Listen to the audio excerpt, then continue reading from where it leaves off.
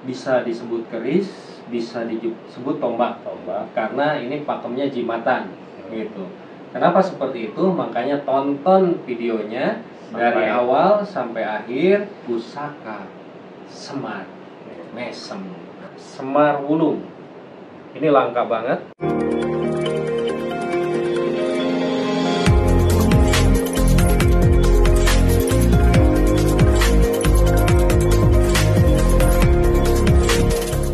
Oke, assalamualaikum warahmatullahi wabarakatuh. Salam budaya untuk teman-teman pecinta Tosan Haji.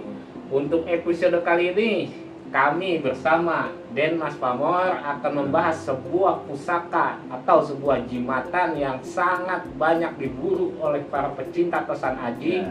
Namun pusaka ini sangat langka dan sangat sulit sekali untuk didapatkan. Pusaka apakah ini? Mari sama-sama kita review bersama Kang Mas Den Mas Pamor. Ayo Kang Mas. Di video kali ini kita akan mereview sebuah pusaka. Bisa disebut keris, bisa disebut tombak karena ini pakemnya jimatan gitu. Kenapa seperti itu? Makanya tonton videonya dari awal sampai akhir. Kita akan menerangkan ciri-ciri dan tuah serta cara menggunakannya dari pusaka Semar Mesem. Pasti penasaran dong. Yang pertama kita mau mereview dalam bentuk keris. Nah ini, kenapa saya bilang keris? Karena di sini pakemnya memakai gonjo. Nah pada umumnya Semar Mesem ini tidak memiliki gonjo, Bang. Nah ini tangguhnya Mojopahit. Mojo ini. Iya. Pamorannya apa? Ini pamor. Ini watu lapak. Di sini ada watu lapak. Mungkin detailnya bisa dilihat ya. Bisa dilihat. Hanya kenapa ini tidak saya warang? Karena memang saya senangnya dengan cara seperti ini, hanya pemberian minyak, karena pakem jimatan yang diambilnya itu tuahnya, kewingitannya, dan pesan sebelumnya. Sebetulnya gini, para penghobi pusaka itu ada yang diwarang untuk melapisi pusaka atau merawat pusaka dari korosi dan karat. Nah ada juga yang sukanya diputih gitu. Ada juga yang natural alam seperti ini, kelihatan buhun katanya. Itu biasanya yang seperti ini kita ketemukan di pedesaan atau di para sesepuh itu. Nah ini misiknya kental banget. Dan ini kalau saya sendiri lebih condong ke era Pajajaran sebetulnya, seera dengan Mojopahit, karena Pajajaran dan Mojopahit itu sejaman di abad ke-13, walaupun Pajajaran lebih awal, adanya di abad 12, tapi rentan waktunya lumayan panjang gitu. Ini yang pertama. Nah yang berikutnya ini bentuk jimatan juga, ini kecil, biasanya masuk ke saku ya. Dan ciri dari keris atau pusaka Semar yang asli itu memiliki bahan dari bahan material pusaka atau Tosan Haji yang memiliki pamor dan tempat lipat. Hanya pada era sekarang banyak sekali berseliweran karya-karya pengrajin gitu kan ya. Ya kita sulit membedakan mana yang asli sepuh, mana yang buatan baru. Terkadang melalui perendaman atau tata cara tertentu sehingga gradasi korosinya itu terlihat alami. Ada juga ini merupakan ageman pribadi saya. Nah ini yang disebut Mustika Semar Wulung. Ini langka banget. Ini dari batu dan ini otentik. Otentik ya. Tuh. Ini didapat dari Gua Semar di daerah Jawa, Bang. Melalui lelaku ritual tirakat di Gua Semar itu. Dan ini tuh Saya selama kurang lebih menginginkan ini tuh kurang lebih 3 tahun baru tercapai, dan ini konon banyak sekali yang ingin memiliki dari mustika ini. Ya alhamdulillah, kembali lagi ke jodoh ya, ke jodoh. Yang terpenting, anggap semua ini sebuah media, sebuah wasilah manifestasi sebuah doa yang berbentuk energi. Nah, tuahnya sendiri yang kita ketahui dari pusaka Semar, yaitu tuah pengasihannya. Nah, sebetulnya seorang pemilik ajian Semar belum lengkap kalau belum memiliki pusaka Semar. Nah, hanya yang original di pasaran ini langka, Pak. Sangat langka, boleh saya bilang sangat langka gitu, untuk mendapatkan yang original pusaka Semar. Tuahnya ini bisa dirasakan melalui beberapa penyelarasan atau lelaku.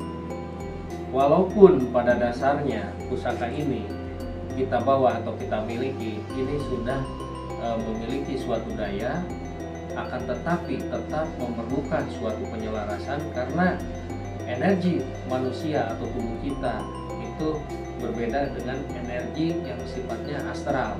Nah, ini makna sebuah penyelarasan agar selaras seiring dengan energi yang ada di pusaka, sehingga bisa menyatu yang akhirnya melahirkan sebuah kekuatan, sebuah energi yang termanifestasi dan bisa dilihat, wah si ini begini nih, kan gitu.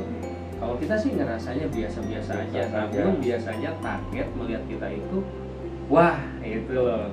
Nah itu mungkin banyak diantaranya jenis-jenis keris Semar, termasuk yang kuningan. Nah ini lebih rancu lagi kita membedakan. Terus terang karena pakem kita, pahamnya di dunia Tosan Aji, untuk kuningan sulit ya, karena barang pasaran di alat-alat gimmick itu banyak sekali gitu. Koden banyak ya. Koden banyak yang selama jujur sih mungkin tidak apa-apa ya Bang. Ini aslinya dari pasaran kita tuahkan, tapi kalau sudah pakai trik dengan menjual dongeng, ini dari hasil penarikan, ini dua alam. Nah, itu yang kadang menyesatkan gitu, kasihan orang datang itu terkadang 80% lebih mereka itu memburu tuah daripada sebuah pusaka. Bohong kalau orang nggak usah cerita dongeng deh tentang pusaka, katanya gitu. Bohong, karena dunia pusaka itu tetap seni karena sudah bergulirnya era.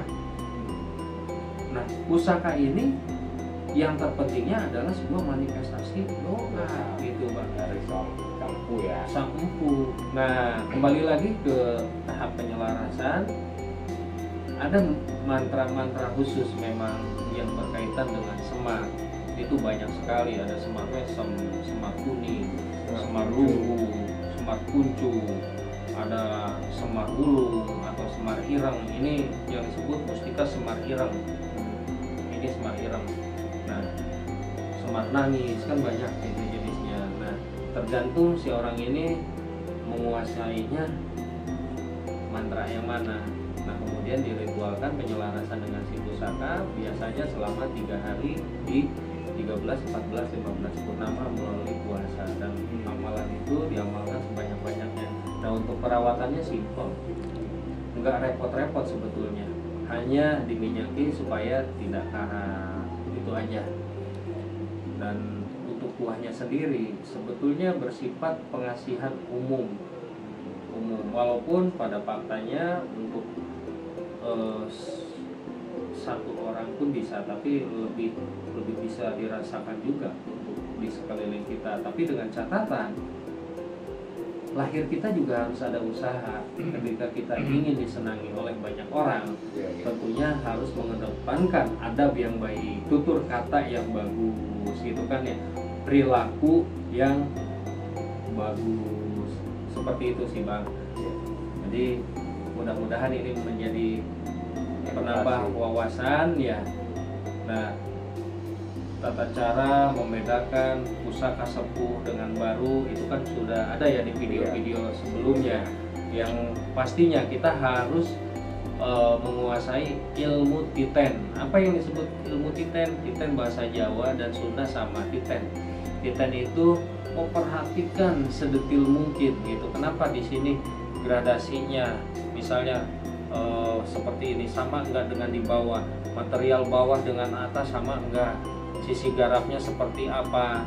Nah itu tata cara untuk menelaah sebuah pusaka gitu. Dan gradasi korosinya ini bersifat alami atau tidak, itu bagaimana cara mencirikan korosi yang alami dengan korosi besutan, dengan korosi buatan, dan bagaimana pusaka yang dibesut. Karena banyak semar mesem ini walaupun itu tempat lipat, itu ada yang dibuat dibesut bang, dibesut ya, atau diowah ya.